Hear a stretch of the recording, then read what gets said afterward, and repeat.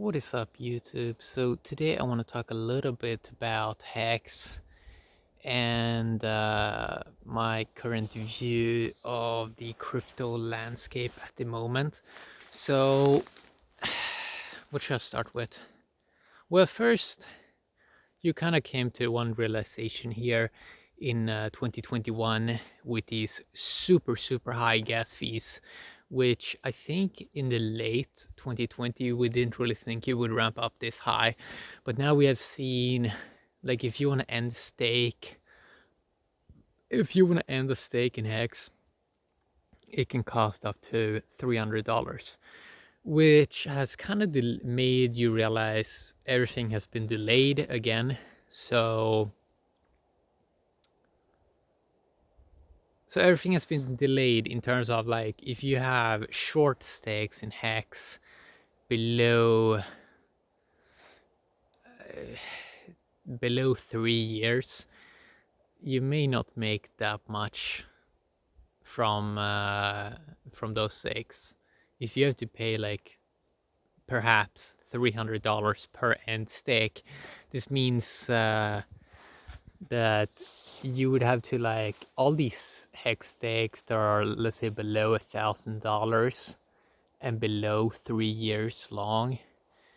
It's gonna kind of like it's gonna kind of suck to like end stake those stakes.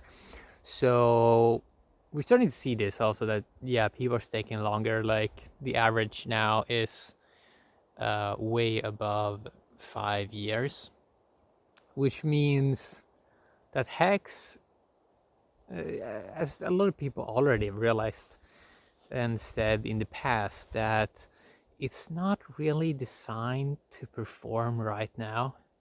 It's not designed to perform well in 2021, 2022, 2023, even 2024. It's mainly like 2025 and beyond that, where how it's designed with the share rate, that is how, when it's designed to start to perform, which is obviously quite interesting. And this is obviously something very frustrating with crypto influencers, where a lot of them got free hacks and then just like dumped like 60K on the market and then just moved on to something else. And they don't have this like long-term time span to consider things. So it's quite interesting how even like to do a basic Uniswap transaction can cost like $40 to $100 right now. So it's like super expensive to do transactions on layer one in on Ethereum, and they're coming up these new solutions. And one that I think is interesting, a layer 2 solution, is CK Swap. They don't have Hex right now, but I've been trying out how it works compared to QuickSwap and Loopring. I don't even think they have a product out that works. CK Sync also, they don't have a product out that works, but it seems like CK Swap is kind of ahead of the curve on layer 2 solutions. And how it works over there is, and this is like interesting when we're gonna scale Ethereum tokens and all of this, so actually people can afford to move value around. So how it works, you move over to layer 2, which costs maybe like $40, and on CK Swap, which is interesting, is the withdrawal fee is like fixed $5. So when you are inside of layer 2, when you're doing transactions, you're only paying the liquidity provider fee, which is a third of 1%. And I've been checking out like the liquidity amount, the liquidity provider sum compared to QuickSwap. QuickSwap seems to be 3 times more expensive. And when I look at QuickSwap's layer 2 solution product, it kind of is like, it just looks like a cheap copycat of Uniswap, which instantly kind of made me feel, well, this doesn't really look like they are doing that much interesting stuff. It's also a little bit shady how you have to change network from the um, the the standard Ethereum network to their Matic network. I also think that their token is so shady. Uh, I usually don't like tokens that, like if you go look at the Matic token, it has like a super, it costs like super much because they have like just a million coins or something like that, which I don't really think is that intelligent compared to how CK Swap did it with around 200 million coins and then going up to 1 billion coins. Now, how does this relate to HEX? Well, when, for example, HEX, like, so CK Swap, their product is very interesting because, I mean, it really feels like OG people. Like, if you go and try their product, you can see that they've written their own code and it seems to be working the best of all the layer 2 projects at the moment. It seems like CK Swap is kind of ahead right now. So I would love to see HEX and liquidity for that be added on CK Swap. That could be rather interesting because it is, we already have also, you know, on, like there are liquidity on the Matic thing, but yeah, it's just something about it. It looks like a cheap copycat of Uniswap, which actually CK Swap, it doesn't feel like a cheap copycat of Uniswap. It seems like they actually made original code. Yeah, they took some code from CK Sync and made their own code also.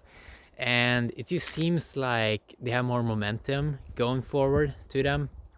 And I think it's very important with this layer 2 stuff because when you are on layer 2, it's so nice to only have to pay the liquidity provider fee and not the gas fee. So on layer 1 on Ethereum, have to pay these like $40 to $100 fees for transactions. It's getting a bit absurd. So that's one of these big things that you come to realize in early year 2021, how this is really, the gas fees are really delaying everything into the future, which, I mean, in a way, this is actually good for Hexagons because I still think that Hex can become the #1 crypto. If you look at DeFi, and I've tried all of these things in DeFi, everything is worse than Hex. Even these guys that try to make like a copycat, like Axion or like Wise token, their products are not as good. It just seems like a cheap copycat of Hex. And they don't have the community. They don't have the community. Like if you try the Wise thing, like their problem is they have like tons of liquidity on Uniswap. But the problem is, like, if you're interested in your tokens pumping in value, this is not really that good because people have to put in so much money in the Uniswap and buy the Wise token for it to even to go up a little bit. While with HEX, there's around $1 million in liquidity right now, so it's way more scarce in a way, and it's way easier to pump the price. So it's way better for the little guy. And this is kind of, you know, obviously we care about the little guy. They want the price pumps. They like the volatility. And we have very interesting volatility in HEX right now because right now it's around 84% of 1 cent. And you can really see, I mean, the volatility is really amazing for the ones that really want to trade, because it really goes up and down and up and down and up and down. And every time it's been dumping, it's always been going up. You can go and look at the chart like on CoinGecko, and you can really see this like pattern, and it's a really good project. So yeah, like the gas fees, it's one of these big things that that really is nice on layer 2. Like, for example, on CK swap, you're not paying these gas fees. But all these layer 2 things also comes with risks because it is new code, so people can lose all their money and all of these things. You're starting to see a lot of the whole DeFi space. They're starting to more and more realize that it's all about staking, and yeah, everyone now in DeFi is doing these staking kind of things, but nothing even comes close to HEX. The closest thing is these stable coins, where you can get maybe 7% per year, but you don't get like 40% per year that you can get with HEX, so that kind of sucks. And a lot of these other boring coins, like, okay, so Binance coin has been pumping, the BNB coin, but they also went into this quick thing where they use copy pasted Ethereum. They copy pasted Ethereum. They have the same. If you ever go to Etherscan, the Binance chain, they just like straight up copy that, and it's like, we've seen what Binance have done in the past in crypto, like totally taking over communities, like what they do with Steam, using coins to vote with, like their own customers' coins. Yeah, Binance is pretty shady. But then we also have this thing with Ethereum, where Ethereum is kind of getting kind of old. Like, it launched in 2015, and it's a good question if they can keep on delivering. Especially now when all these layer 2 solutions that are kind of coming up, they kind of have their own coins, and they're starting to have their own coins. So, and we know that Uniswap is working on V3, but I still think it still feels like we're gonna have those gas fees a lot on Uniswap still. I mean, that can be like a year away of V3, and I'm not even sure if they're gonna have some layer 2 solution ready that actually works amazing. It's gonna be interesting to see. We know that HEX is an ERC20 coin, and if something crazy would happen to Ethereum, that you will be able to copy the system state to another chain. It's going to be interesting to see that kind of thing. We've seen in crypto have all these like decentralized social media stuff. It's not really working well. Like, it's not even working a little bit. So many projects come and go, and I mean really like a lot, and it can kind of make you jaded in crypto, where it seems like everything is going to fail.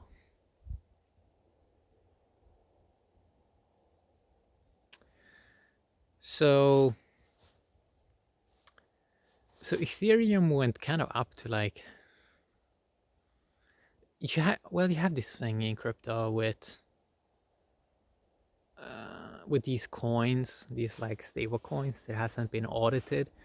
They're really getting high now in the market caps, and it looks like it can kind of be like a risky scenario, where if it is the case that people are just printing these stable coins out of thin air and then buying crypto on the market to pump up the price, I mean, we can probably see some insane correction if some of these stable coins would kind of get a major crash or a major disaster or go bankrupt or something like that. I mean, yeah, that would be very interesting to see how that would play out. especially with like, because everyone want to do staking, right? Like the Ethereum guys, they want to do staking like HEX, but the problem is you need 32 Ethereum on their new beacon chain of Ethereum 2.0, but that seems so long off, like 2 years or 3 years into the future. Bitcoiners, they also want to do like staking, but they're doing it on third party solutions. So they're relying on so many third parties. And what the risks are with this is if we would have some insane scenario of like 90 or 95% crash, which we almost had early 2018 when we went down 85%. Yeah, actually a lot of altcoins went down 95%. If we would have another one of those, I actually think that you would be able to see like a lot of these third-party solutions that are holding a lot of coins right now. They might like go bankrupt like en masse, like super many of them. And a lot of these legacy coins like bitcoins, they have such a long history of like failures, like what you had with Mt. Gox, where they lost 800,000 bitcoins. We're approaching 10 years since that kind of event, and I wouldn't be surprised if we saw a similar thing happen again. Yeah, and it wouldn't be pretty. It wouldn't be pretty for crypto at all, because people really then maybe would come to realize that uh, that these systems where you're not printing your own coins. Well, let's say you only hold your bitcoins and you're holding them in your own wallet, and you're kind of dependent on these like massive stablecoin printing that kind of pumps the value, and those coins, a lot of them that hasn't been audited.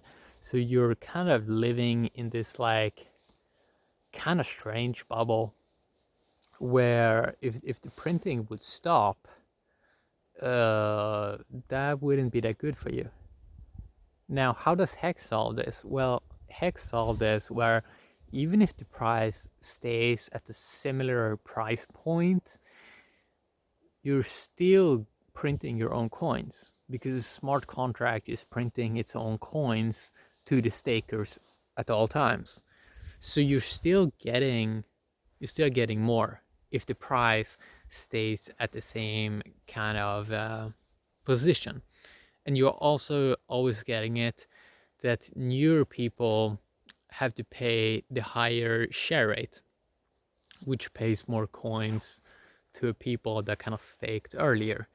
So this whole thing in crypto with all of these narratives that have this huge NFT narrative.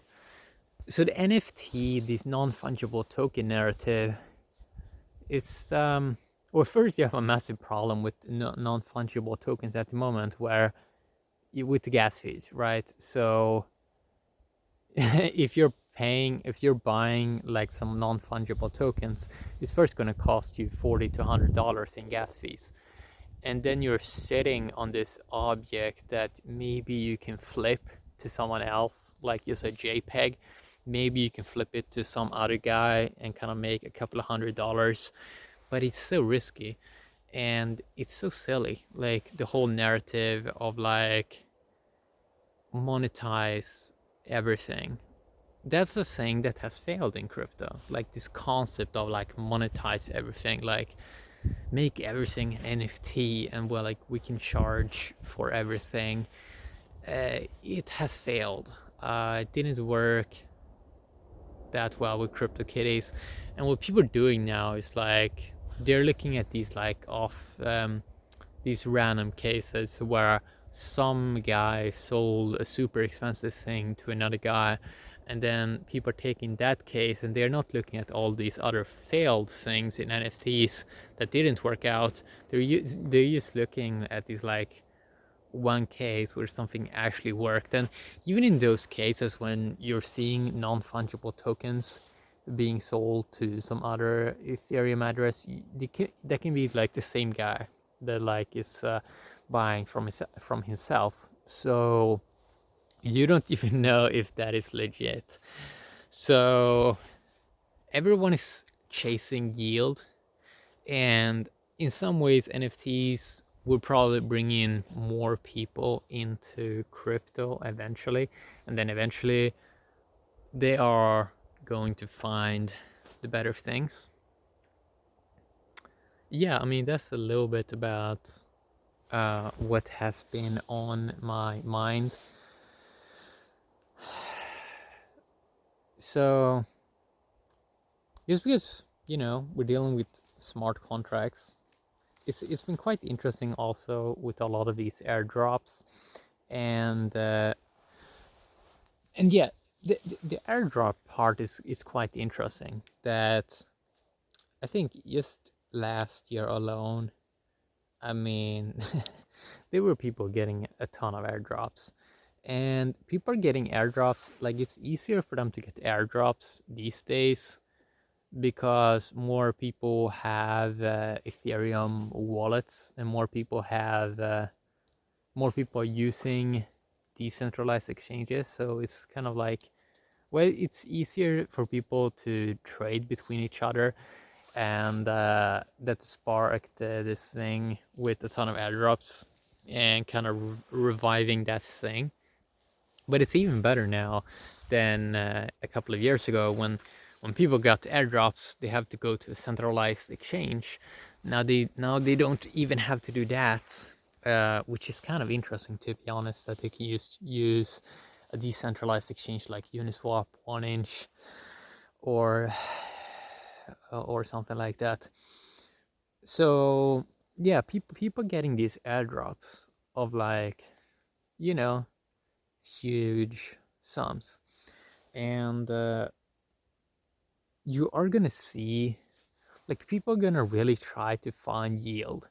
So they're seeing these things that in the short term goes up, for example Cardano. But then they but then eventually they want to have even more yield, and they're not going to be able to get it eventually in all those other things, because not everything is going to pump forever.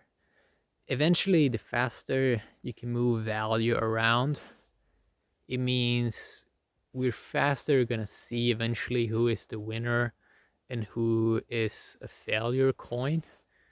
So we're going to get crazy volatility still. And if you want like the highest gain, I mean, the best system that we have found in HEX is this aspect of, well, you just pay the most amount of coins to people that are staking the longest. The people that are delaying reward the longest, they should be paid the most. A couple of years ago, I really thought about, well, some narratives that are fully failed is like XRP in the US, that yeah, it's just failed. um, US, they raise so much money, and I think they have like 140,000 bitcoins.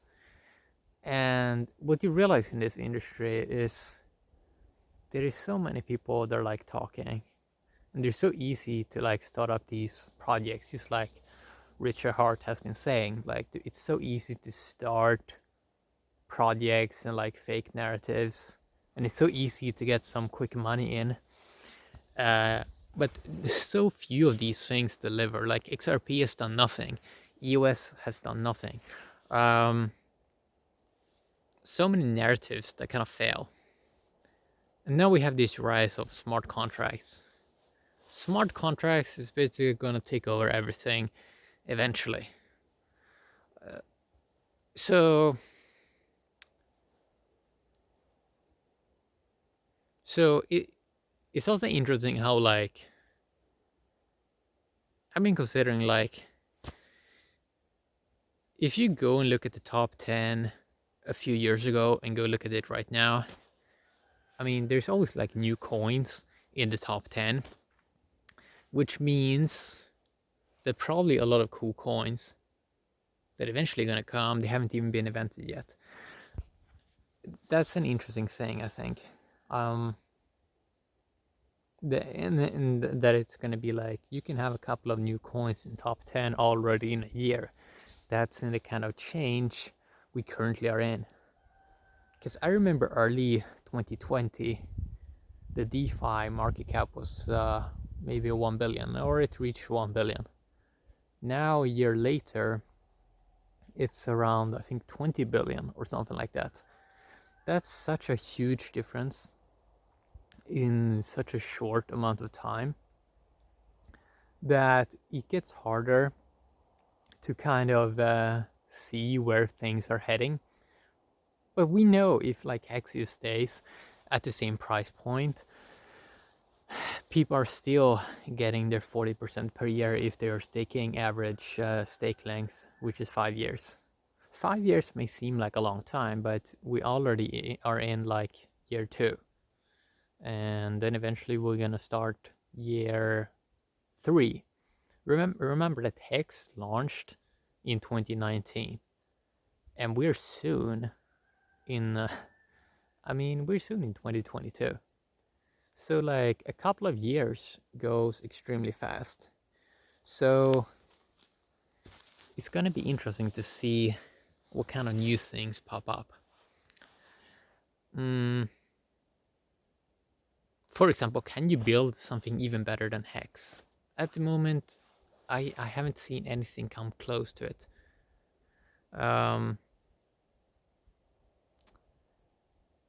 And this aspect of circular economy is very interesting. We saw recently that BitPay made so now you can't even use Bitcoin for like a $10 transaction because merchants are using BitPay instead of taking the coins themselves into their own wallet. So we're still in this like problematic phase where so BitPay want to do like KYC and all of this, and what the problem is with those things is they're probably going to leak your data eventually. It's probably going to get leaked, which is not good. Like this is what like Bitcoin tried to prevent, that people are like handing out their data to like other people. So you still have this like you still have this like industry where Bitcoin has a horrible reputation in the space. And it doesn't seem like it ever will improve.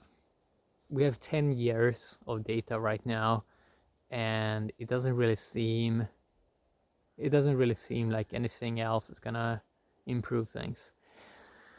So there gotta be some other coin, right? Eventually. That's interesting. Yeah, that's a little bit what I wanted to talk a little bit about. I mean, as I said, with the gas prices, everything has been delayed so much into the future until it becomes like we need to get to a point where you can do $1,000 transaction for maybe like $5 to $10, and it should be like super easy. That's gonna be an interesting time, and it's gonna be a fight between like different narratives, and something is gonna come out on the other end. Some narratives are gonna win, others are going to fail. That's what I want to talk a little bit about today. Have an awesome day, YouTube.